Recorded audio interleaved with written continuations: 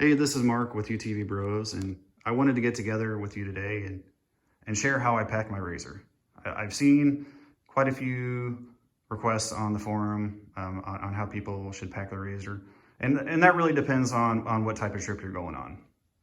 So for example, what I packed for is a trip considerably far away from where I live. So we're going to travel 8 hours from Illinois to Tennessee to ride on the TWRA trails. So we try to bring everything we can to prepare for a breakdown if that does happen. Obviously, nobody wants to sit back at the cabin while everybody's out riding. So we try to bring everything we can. So to start off, I always bring some type of GPS. This is the one I have right now. It's the Lifetime, and it works well. There's so many trails that are on this thing out there. I mean, it's just from all the coal mining and just all the local riding. But we like to have that, obviously, to know a reference point, and then in case of emergencies, we can always get our GPS position, things like that. So I have my phone mount, keep my phone handy. My phone is waterproof, so it doesn't really matter. Also, really close to where I sit, I keep just a book bag. And the reason for that is I have my toe strap and my clevises in there. So if I get stuck on top of a hill or doing something and I really can't unbuckle, I got to hold the brake and sit there. I need that stuff as close to me as I can. So I keep it right there with me, and it's just convenient. And obviously it's something I had like back from college days. So additionally in there, I keep, my flashlights and electronics in some type of a Ziploc bag. I always bring some type of cigarette lighter, USB, extra adapters just to have in case any type of issues there. And then, so last year, when we went in November, and my buddy bought some $40 just cheap heated seats, and I gave him so much crap. And well, on that trip, it rained all day one day, which is typical, but it was just right above freezing. And that's when I went to the 4-seater, and I guess I didn't realize just how much heat the motor gave you that you don't really have in the front of the 4-seater. And I was froze, and that doesn't happen. I actually sat in his seats when we were parked and stuff like that to get warm, and I bought a set. And again, they're $40, and he's had them for 2 years. I've had them for a year, and they worked fine. And essentially, man, you can crank that sucker up to like 110, 115, and you're feeling good. That plugs into a cigarette lighter on the 4-seater. There's a back one, so it's just convenient. I plug it there, and it's got a temperature adjustment control for the passenger and the driver, which is nice. And we rode them in the rain, never had an issue. And obviously they dry quick in the rain. So, and they have a little bit of padding that helps with the buttocks. I keep a big knife in my door card, just for any type of safety reasons, no matter what that might be. And also, again, this is just a cheap one, but also if we get in an accident, I need to cut a harness or something real quick, I want to have something readily available, which brings me to the fire extinguisher, which is also mounted as quickly as accessibly as possible. I want that right there. If the engine or something's on fire, it's gonna be hard to grab that sucker from that, so I keep it right there. Then in the back, I've got another video how I built this platform, but this is my cooler mount. I just obviously don't have it in there, but I strap it here, flip the cooler lid up that way towards the other door, and it works well. And then in this seat, I don't have it in right now, obviously, but we wrap a small propane grill in that, and we actually mount it using the harnesses in that seat. And that's what we take the cook on for the trail. It's a good size one, and we've never had an issue with it. It's really convenient. And then sometimes, depending on the weather, we do have a huge tusk bag that we fill, with our Carhartt coveralls and all that stuff and put it in there. And we actually just sit it in there. And, we do some pretty good stuff, and it stays there. Obviously, if we roll, that's a different situation, but just one other thing we do. Then just another cheap little bag.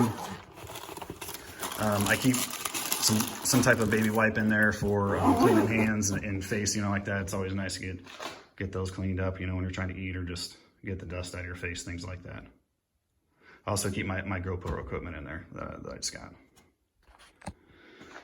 And then with this harness, I secure a little $20 seat I bought. And it works great, man. It doesn't move. It stays there. Again, I rode it with there for hundreds of miles and never had an issue. And it's definitely convenient on the trail. Something to lean back on. My back gets sore, so having a little bit of something to lean back on instead of the tire, it's nice. Then I've got my box. So I try to go cheap on everything for these machines as I can, and try to make it so stuff that can transfer, because it stinks to buy a new machine and then you got stuff that won't transfer. So that's why I try to just go on a cheaper end. And that's just what I do. From this box, I always keep just a little piece of wood here just to help hold it open when I want, but it's essentially strapped down with just ratchet straps, and obviously you can take those out real quick to do your maintenance. But yep, I rode like that with this RZR and my standard XP 1000 2-seater, and love it. This is my snack cooler. I also carry a Rotopax gas pack, 2-gallon in there, and I've been doing that for I think 5 years, and I've never had an issue riding in hot weather, cold weather, anything like that. Keep my spare belt. I double wrap it. Sometimes you can get humidity in here a little bit, so that's why I wrap it. And sometimes I used to carry a cooler in here when the machine goes on its side, which happens every trip for me. Yeah, well, it sometimes opens.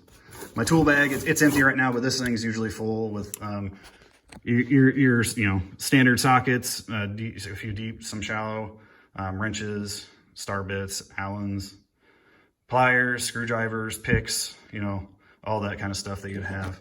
I usually keep my tie rod ends in here, but I don't have them for this machine. But I do keep one of my radius rods in here, and my other radius rod is actually a zip tie right up there to the grab bar, because it will not fit in here. Like my channel locks, and then in an ammo case here, I keep my spare ball joints, my fuses. I've got my relay for my my switchboard up front, my bar oil for my chainsaws. It also is in here. So all that stuff that you might need. I've got your push pin, different plastic push pins, your roll pin if you've ever got to take your prop shaft off, things like that. Also in there is a few extra Heims. We've had a Heim crack in half, so I've got some spare Heims in there just in case. This, obviously, I just don't throw this in here. This is for my chainsaw. I don't carry much in this when I take it. I usually make it like 3/8 or something like that, and then I wrap it in something so it's not obviously flopping around in here. Rain gear. In Tennessee, you never know what's going to rain. On one side of the mountain, it could be raining, and the other, it might not. So I have that. Now, if it's going to rain in the forecast, obviously I don't leave it in the bottom here.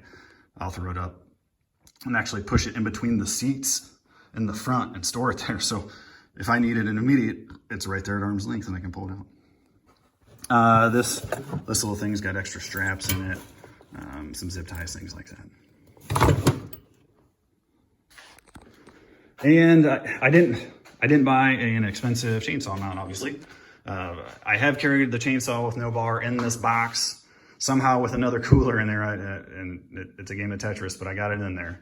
But we got a cheap chainsaw, and I'm not going to do that this time. I just essentially have wrapped it in a tarp with the bar cover on there, and I have used your standard tarp strap to tie that puppy down, and it's good. It ain't going nowhere.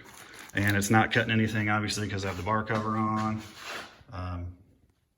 And it's easily accessible. Obviously, I'd have to let the motor cool to put the tarp back on there, which is no problem. But we usually ride in a lot of area where there's landslides, things like that, where the trail is essentially inaccessible. And we are the type of people that will push through the sides if we can, but there are some situations where you can't. So we try to bring some type of a saw.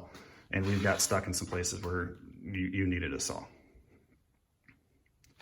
Again, I showed my radius rod there. In my glove box, again, something handy. This is my air compressor. And then I keep a Ziploc bag full of all my tire patch gear. So I have my tire plug gear in here. spare valve stems. We've had valve stems kind of get chunked, leak, or ripped off. We have those in here, and then obviously we have a valve core remover.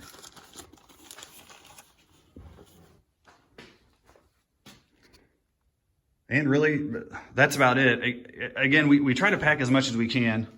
I know one of the things I definitely do is always bring some type of a big hoodie. And when I have this thing full with my spare clothes, and usually I put tennis shoes and my spare gloves in here as well, I'll put my hoodie in here, and it's all packed down. This kind of gives a nice pressure I'm putting down, and man, that stuff stays in there real well.